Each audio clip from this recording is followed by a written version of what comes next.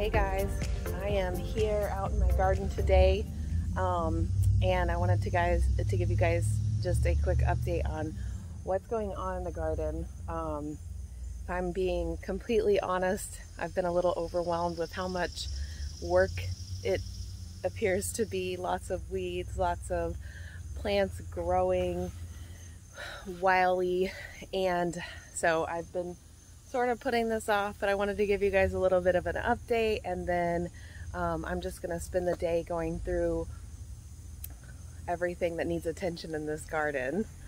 So I wanted to bring you guys on that adventure with me. So this is my Kabocha Squash.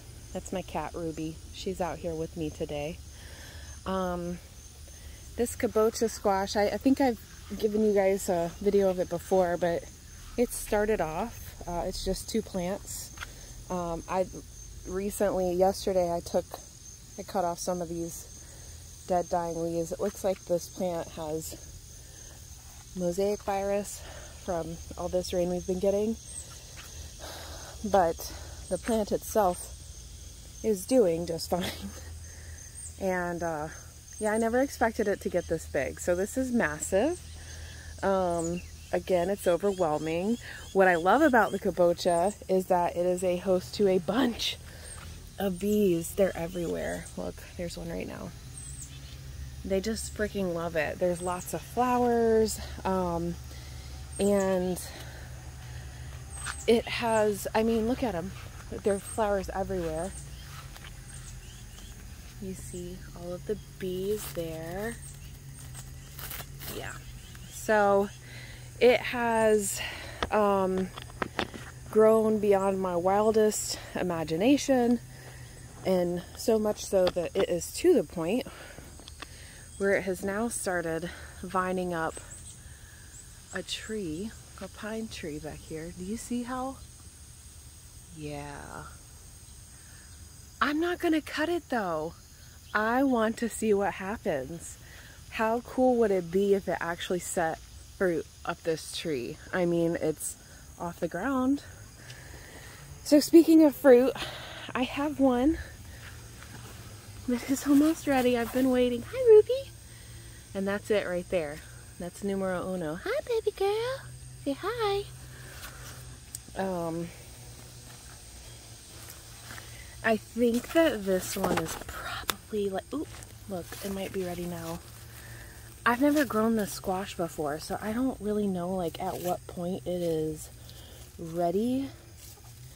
Oop, I'm gonna actually have to pick it because I see some frass here. So it looks like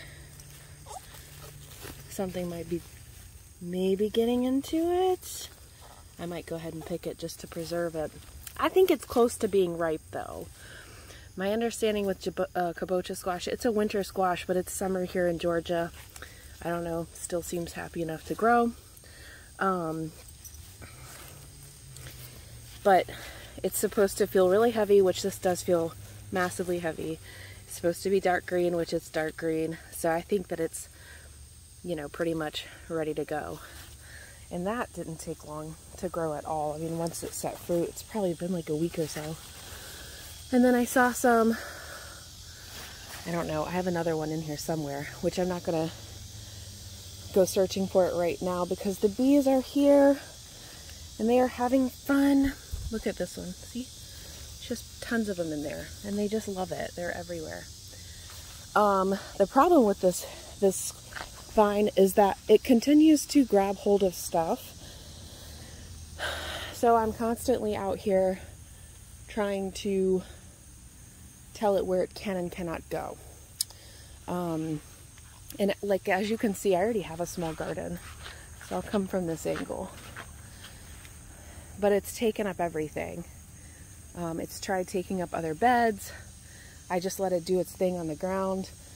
I'm okay with it being over here because this is unused space. I would like to grow it again. I'm just not sure where I would put it because this is a little excessive. So this is my beans. They are trellising. I've got Riggins stick beans, which are these. heirloom variety. And then I also have long beans. I've never grown beans before. This is my first time, but this is those. This got too mature, so I'm gonna let it, see how long that is? It's like the size of my whole arm. I'm gonna let it mature so I can take the seeds, because I definitely want to grow these again. You have to be careful about letting this happen though too early, because sometimes it sends a signal to the plant that it should be done reproducing. So I don't want it to think it's done, because clearly it just started. This side of my rig and stick beans aren't doing too good. I don't really know what's going on here. They're pretty short. I think I definitely planted too many in such a small space. So lessons for next time. But this side's doing pretty good. It might be a sun exposure issue, but we'll see. They're still producing. They're producing a, you know, fair amount, I guess. Enough for at least a meal, right? Okay. I have eggplants. At the beginning of the video, I showed you guys my most recent harvest, so I've already taken a lot off here, but I still have some black beauties that are growing. This is in spite of all the flea beetle damage I have on here. I picked most of the finger eggplants, so there's only a couple left. And then I have this variety, which I'm not really sure what kind it is. I've seen it before. They're really pretty, so I'm not ready to pick those yet. My tomatoes, you guys, Tomato Chronicles. This looks like blight to me. It's not uncommon. I'm okay with it. These tomatoes have gotten out of control. I'm ready to pull them up. They have produced a fairly good amount. So today I'll probably pull these over on this side of the bed. Even though they have tomatoes on them, yeah, I think I'm ready, because I don't want this. I mean, I have other plants that, you know, blight pretty much just spreads. I think they're all going to be victims of it very soon. So definitely a learning experience with the tomatoes this year. They need more space and better support. My peppers are finally producing. This is my fault. I put them in too late, so they're just now really starting to produce. I picked a good bit yesterday, and so yeah, that's exciting. And I have to go around this big vine to get over to the back side of my garden, which this isn't really, I haven't really, I guess, developed this space. Ruby, you are just standing in a bunch of ants. Like, I don't hold on a second. Go over there somewhere. I don't know if ants bite cats, but okay. Back side of the garden, you could see the Kabocha Squash is again taking over. This is what I was talking about. To constantly move it away from the things that it wants to latch onto. You guys, my potatoes, I don't know what I'm going to do with them, but this was not how they were supposed to be looking at this point. They only were supposed to take up a third of this bed, if you guys remember from my potato video. And here they are, all over the bed. I'll figure out something to do with those today, and I'll give you an update. This is my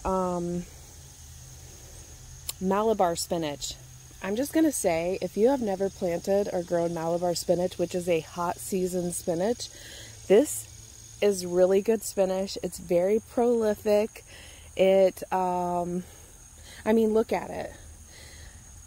What I did here, before I realized that it was going to vine like this, I had just planted it in the ground. And then it started vining everywhere, and I was like, oh shit, what am I going to do? So what I did was I just took some wooden, I don't think you guys can see that, but I took some wooden stakes and just tied them, you know, like in sort of a cone shape, and then started trellising those vines up. and it has just continued to grow exponentially.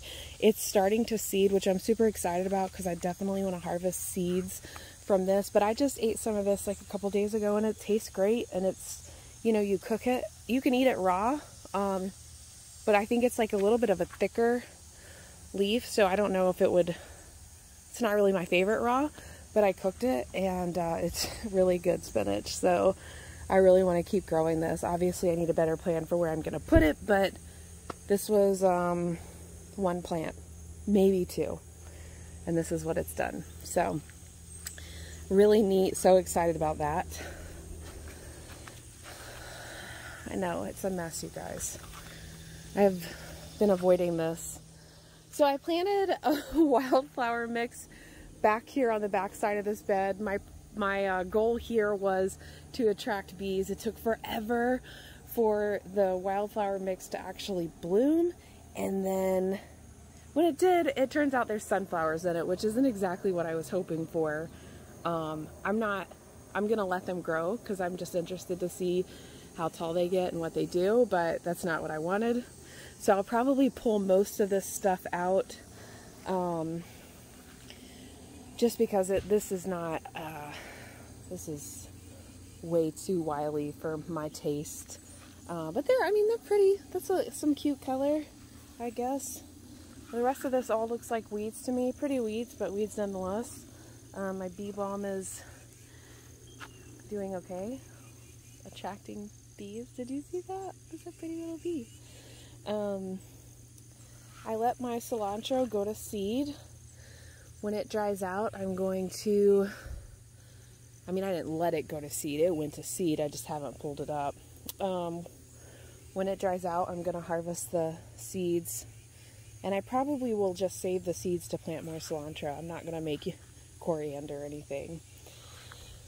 So everything back here, all of it needs help. Like this, you can't even tell what it is. I had thyme and basil back here, and I mean, they're just sick and they're not happy. So, you know, and I have weeds growing everywhere.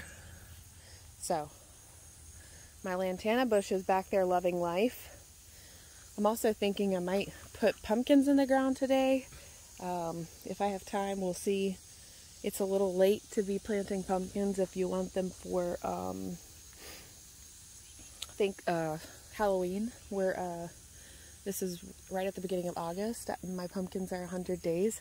So, puts us right at the beginning of November-ish for harvest.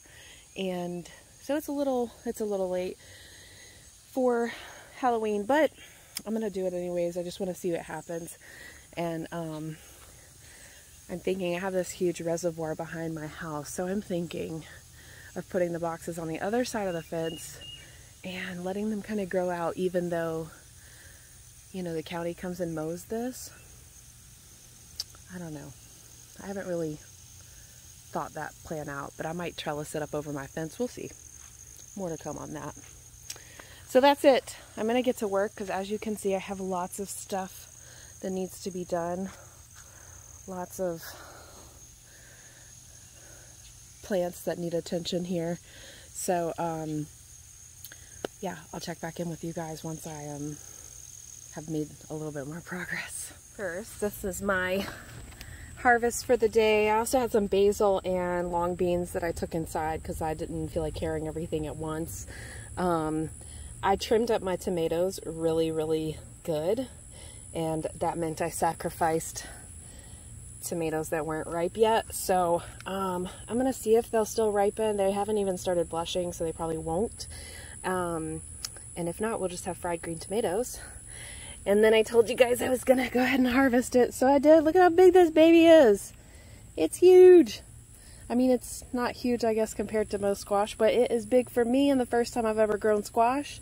Kabocha squash, that is, if you have a lot of land or a big place to put it. I would highly recommend. I'm told it tastes like sweet potatoes and kind of like butternut squash, so I think I'm gonna make a soup out of it. So here's where we're at. I spread pine straw mostly for looks, but also weed control would be nice.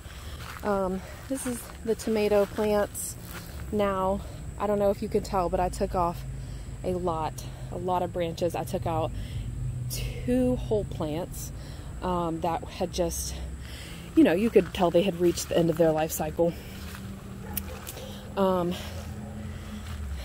yeah, and I cut off as many dead, dying, diseased branches that I could without sacrificing the sun leaves. So we'll see how they do. I had intended on tying this up, but I haven't yet. And I probably won't today. Maybe, we'll see. It's really hot out here right now. I've pretty much reached my breaking point too. This is probably the big difference, is that I cleaned out all of the weeds that were over here taking over everything. So I left my cilantro, yes. Still gonna get them seeds. So these are like lupine. Well, that's a weed. One got left behind. Russell lupine and blood flowers. And I'm not sure which one is which, but I know that those are one of the ones that I intended on planting, so I left that. And the same with over here. Left these because that was what I intended on planting, and then this is the other one. I'm not sure which one it is. And my plants are hot out here. It is so hot here in Georgia. Yeah, it's 5 o'clock and the sun is just beating down, so they're all wilty and weepy. And I told you guys I was going to get to my potatoes, but I didn't, clearly. That'll be another day.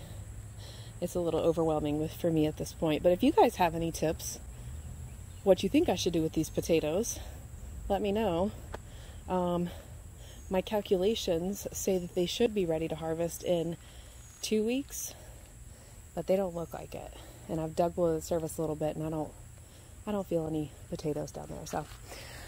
So I went on the other side of my fence and I cleaned up all the weeds that had grown up, and I put a little box here. I haven't staked this or anything, but I think this is where I'm going to put some pumpkins and just see what happens. When the county comes to mow all this, they don't mow any of this. So I'm thinking if I put them right there, maybe they'll leave it alone. We'll see. I'll let you guys know how that works out. So that's pretty much it. Just did a lot of cleaning up, a lot of weed pulling.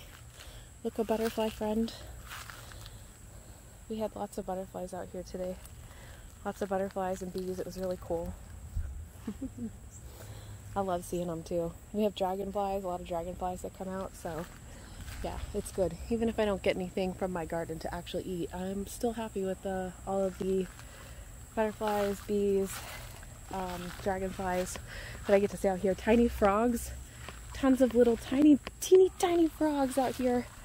So, alright guys, I will spare you the front-facing camera look because, yeah, I'm not feeling too hot, but there it is. Thank you guys for joining me, and if you guys have any questions, please leave it in the comments below, or suggestions. Always open to those. And if you like what you see, please hit subscribe. Bye guys.